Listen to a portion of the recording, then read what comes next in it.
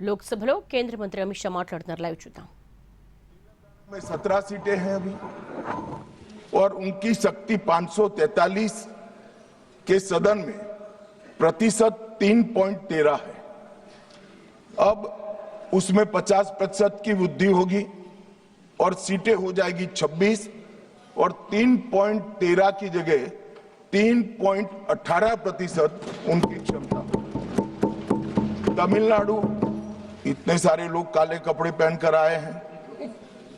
मैं तमिलनाडु की जनता को भी आश्वस्त करना चाहता हूं कि आपकी शक्ति कम नहीं होगी, बढ़ रही है। मान्यवर, अभी 39 सांसद तमिलनाडु राज्य से चुनकर यहां आते हैं और 543 के सदन में उसके प्रतिशत है 7.18%, 7.18%। और अब 50% वृद्धि के बाद सांसद लगभग हो जाएंगे 59 और इनकी नए सदन में 816 के सदन में प्रतिशत में संख्या हो जाएगी 7.23। मैं फिर से एक बार रिपीट करना चाहता हूं, अभी तमिलनाडु की सदन में प्रतिशत स्ट्रेंथ 7.18% है, वो बढ़कर हो जाएगी 7.23। तो तमिलनाडु को भी कोई नुकसान नहीं है। केरला में 20 सांसद हैं, 3.68% इनका स्ट्रेंथ है। 20 की जगह 30 सांसद होंगे और 3.68 की जगह होगा 3.67। अब कुल मिलाकर दक्षिण का जो पूरा नैरेटिव बनाया जाता है उसको अगर हम सोचते हैं तो अभी 543 सीटों में जो आपके द्वारा बनाया गया है उसमें 129 सांसद इस सदन में बैठते हैं। मान्यवर, लगभग 23.76% दक्षिण के सांसदों का यहां शक्ति है। अब 50% वृद्धि होने के बाद 129 की जगह 195 सांसद बैठेंगे और उनकी शक्ति 23.97%, मतलब 24% होगी। तो शक्ति बढ़ नहीं रही है, कम नहीं हो रही है, बढ़ रही है। तो कृपया कोई भी एक मिनट मेरा समाप्त तो होने दीजिए, समाप्त तो होने दीजिए। अरे पर समाप्त तो होने दीजिए। अरे पर बीच में कैसे करेंगे आप? मैं अभी बैठ जाइए, उसका भी जवाब देता हूं। आपको जवाब चाहिए ना, देता हूं।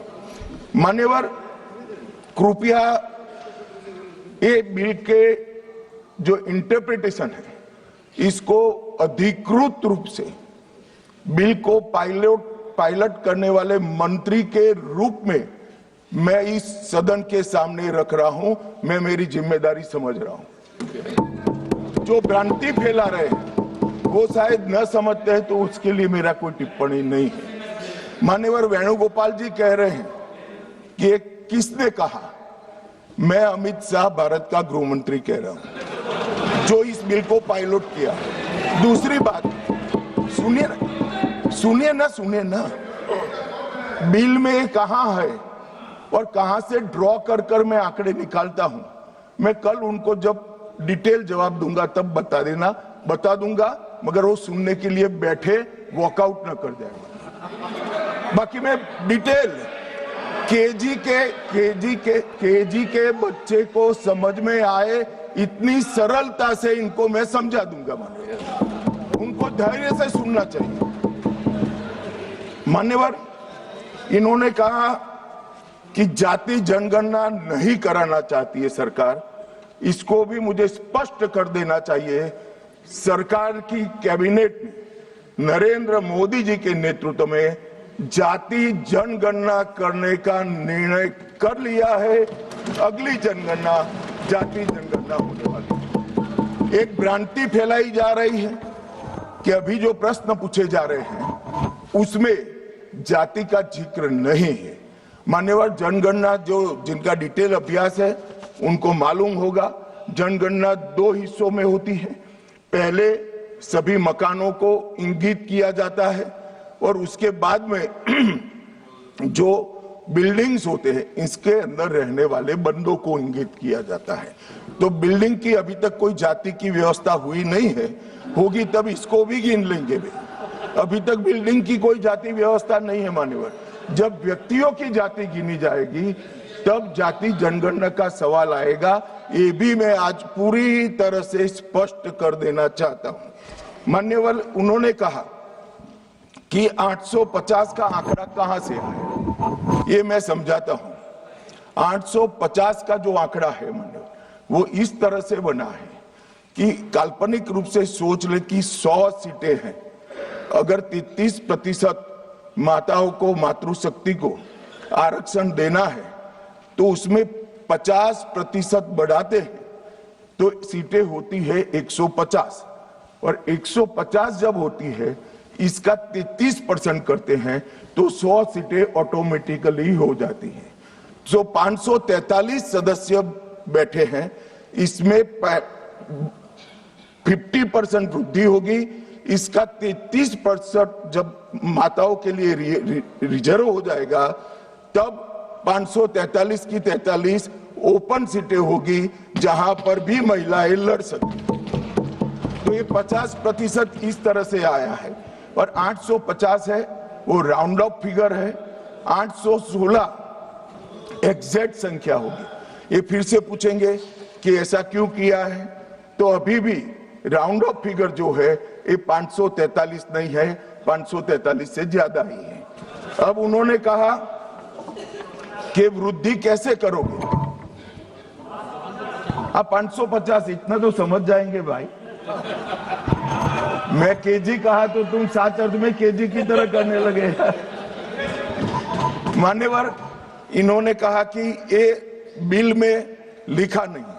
सांसद ज्योतिमणि और दक्षिण के कई सारे सांसदों ने कहा, मेरा कल समय ले ले, मैं पढ़वा दूंगा। वैसे समय लेने की जरूरत भी नहीं है, कल मैं सदन के सामने ये डिटेल पूरा देश समझ पाए इस तरह से समझा दूंगा। मान्यवर, डीलिमिटेशन कमीशन का जिक्र आया कि डीलिमिटेशन कमीशन में आप आपके लोग बिठा दोगे, ये करोगे, वो करोगे। तो मैं माननीय सदस्य प्रियंका जी को कहना चाहता हूं, हमने डीलिमिटेशन कमीशन एक्ट के अंदर कोई बदलाव नहीं किया है। फुल स्टॉप कोमा में आपका डीलिमिटेशन कमीशन एक्ट को हमने रिपीट किया है। अगर आपने उस वक्त मैनिपुलेशन किया है तो मैं इतना कह सकता हूं, आप कह रही हो कि इससे मैनिपुलेशन होगा, तो आपने अगर उस वक्त ये एक्ट का उपयोग कर कर मैनिपुलेशन किया होगा तो मैं इतना कर सकता हूं कि हम नहीं करेंगे और मैं कुछ नहीं कह सकता। मान्यवर, एक वाक्य आया कि तमिलनाडु, बंगाल में चुनाव हो रहे हैं और ये नया एक्ट आ गया। मान्यवर,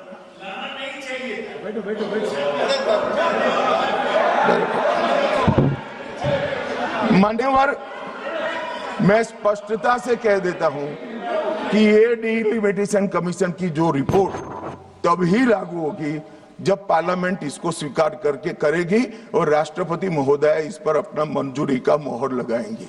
तो ये 2029 के पहले होने का सवाल नहीं है। 29 तक भी जो चुनाव होंगे वो सारे पुरानी सीटों पर ही होंगे, पुरानी व्यवस्था में होंगे। तो अखिलेश जी को भी डरने की जरूरत नहीं है। यहाँ 27 की बात करो, यहाँ हालांकि वो जीतेंगे नहीं है, वो अलग बात है, मगर डरने की जरूरत नहीं है। यहाँ पर कहा गया कि सत्ता बनाए रखने की लालसा में ला गया है। मान्यवर, ऐसा जो लोग कहते हैं कि कुछ नेता 130 करोड़ की आबादी के जनमत को मैनिपुलेट कर सकते हैं, वो हमारी शक्तियों के आकलन बहुत ज्यादा कर रहे हैं। हम तो उस बात में मानने वाले हैं, लोकतंत्र में सत्ता नागरिक के वोट से और नागरिक के दिमाग से ही तय होती है। राजनेता, राजनीतिक पार्टियां नहीं कर सकती। 130 करोड़ का जनमत कौन मैनिपुलेट कर सकता है ऐसा? और अगर कर पाते तो हम तो जीतते ही नहीं। आप सत्ता में बैठे थे, हम कैसे जीतते? मान्यवर, इमरजेंसी डालने के बाद भी जनमत मैनिपुलेट नहीं होता है, इस देश का इतिहास है।